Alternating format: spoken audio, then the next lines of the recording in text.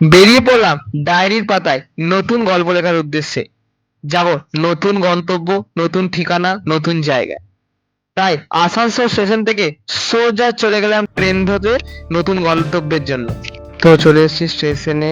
13418 Malda town থেকে Digha, Digha express আসানসোলের 6 নম্বর প্ল্যাটফর্মে দাঁড়িয়ে আছে। তো দেখতেই পাচ্ছেন একদম টাইমের থেকে অ্যাডভান্স আগে চলে এসেছি এবং আমরাও চলে এসেছি স্টেশনে ট্রেনে উঠবো বলে।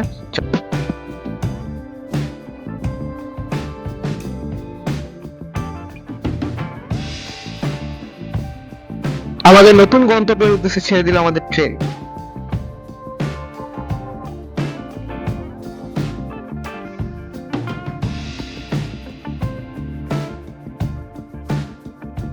আসানসোল থেকে আমাদের ট্রেন চলে 42 কিলোমিটার পার করে এখন এই মুহূর্তে রয়েছে আদ্রা জংশন। আদ্রা থেকে এর পরের স্টপেজ আমাদের হচ্ছে বাঁকুড়া। এখানে আছে 5 মিনিট, 5 মিনিটের টাইম দেওয়া আছে।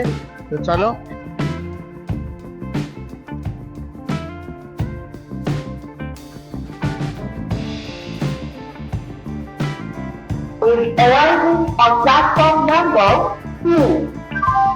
আসানসোল থেকে 95 কিলোমিটার পথ চলে আমাদের ট্রেন এই মুহূর্তে রয়েছে বাঁকুড়া, আমার শহর, আমার জেলা বাঁকুড়াতে। এই মুহূর্তে বাঁকুড়া স্টপেজ রয়েছে, কোনো লেট ছাড়াই ট্রেন একদম ঠিকঠাক টাইমে চলছে। এর পরের স্টপেজ আসানসোল থেকে 125 কিলোমিটার দূরত্ব পার করে আমাদের ট্রেন এই মুহূর্তে রয়েছে বিষ্ণুপুর স্টেশনে। এটা বিষ্ণুপুর স্টেশনের কত নম্বর? 1 নম্বর প্ল্যাটফর্মে ট্রেন দাঁড়িয়ে রয়েছে। এরপরে ডাইরেক্ট খড়গপুরে থামে ট্রেন। ট্রেন রাইট টাইম রয়েছে।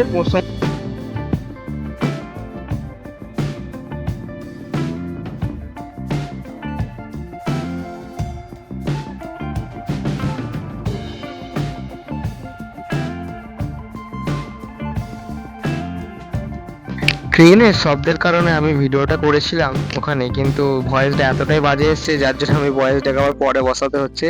তো আমি চলে গেছিলাম ট্রেনে, একদম আপার বার্থে রয়েছিলাম, বাকিরা সব নিচে ছিল, আমি আপার বার্থে চলে গেছিলাম। এবং যেহেতু আমার স্কুলে গাদা প্রজেক্ট দিয়েছিল, তো আমি প্রজেক্ট শেষ করতেই পারিনি, ওই জন্য যার নিত্য প্রজেক্টের খাতা নিয়ে ট্রেনের আপার বার্থে বসে প্রজেক্ট করেছি। আর তার সাথে রয়েছে মুড়ি। এটা দেখে একজনের কথা মনে পড়বে, সেটা হচ্ছে আমাদের সবার প্রিয় কৌশিক দা, ট্রাভেল উইথ কৌশিক। তো কৌশিক দা চানাচুর মুড়ি খায় ট্রেনে, আর আমি খেয়েছি বাঁকুড়ার সেরা পকোড়ি আর মুড়ি। পকোড়ি মুড়ি খেতে খেতে চলে গেছিলাম আমাদের গন্তব্যে। আর বেশ ভালো লাগছিল, সামনে পকোড়ি মুড়ি আর সামনে কৌশিকদার ভিডিও চলছে। সব মিলে একটা জমজমা ব্যাপার, চারিদিকে বৃষ্টি পড়ছে, হেভি আবহাওয়া। সামনে দৃশ্য থেকে মনে পড়ে গেল, কোটেই পড়বে ভোট, টিটি বলে জনতাকে লোট।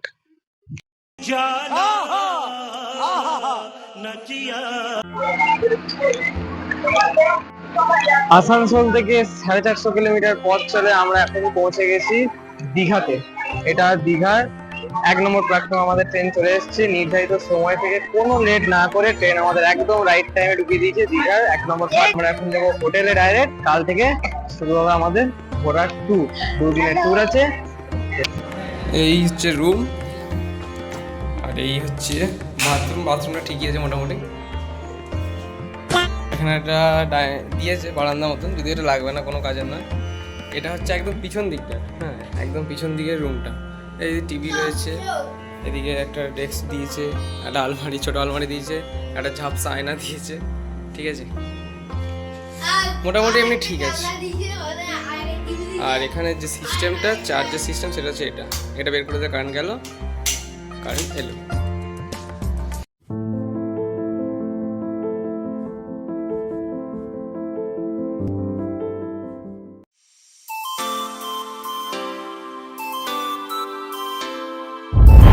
আমরা এখন রয়েছি দীঘা সি বিচে, ঠিক আছে। এটা দীঘা সি বিচ, একদম আমার পিছনে রয়েছে। আমাদের বেলা হয়ে গেল, আসতে অনেকটা দেরি হয়ে গেছে।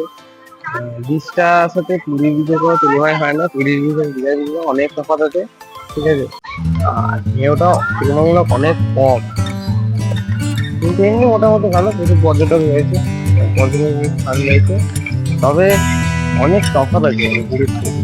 যেমন পুরীতে কি তাও দূর থেকে হলেও সমুদ্র দেখা যায়, কিন্তু এইসব দূর থেকে হলেও সমুদ্র দেখা যায় না, এত হোটেল বড় বড়। পুরীতে যেমন একটা রেস্ট্রিকশন আছে হোটেলের হাইটে, এখানে সেরকম এখানে ঘোরা মানে সমস্ত রকম অ্যাক্টিভিটি রয়েছে, ওয়াটার অ্যাক্টিভিটি, স্পোর্টস অ্যাক্টিভিটি সমস্ত রকম রয়েছে।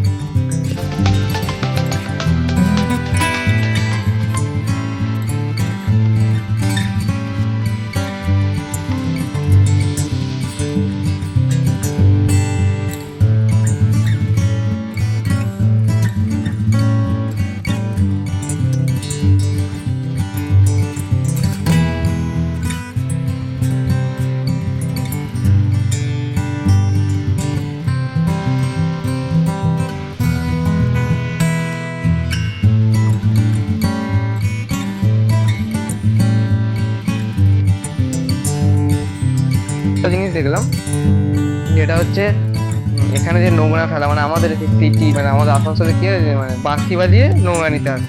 এখানে একটা ইউনিক ব্যাপার হচ্ছে, সেটা হচ্ছে নোংরার গাড়ি এসছে এবং নোংরার গাড়িতে একটা কন্টিনিউয়াস এই স্কুলে স্কুলে পড়ে যাচ্ছে, মানে হচ্ছে, যেহেতু কপিরাইট লেগে যায় বলে আমি হয়তো রেকর্ড করতে পারবো না, যদি হয় সামান্য একটু করে আপনাদের শোনাচ্ছি।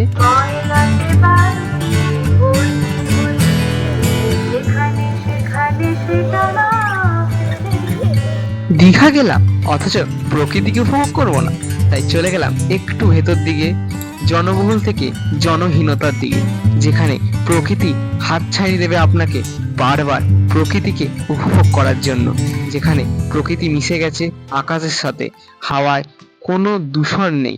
সেই জায়গায় আপনি প্রকৃতিকে আরো ভালোভাবে উপভোগ করতে পারবেন।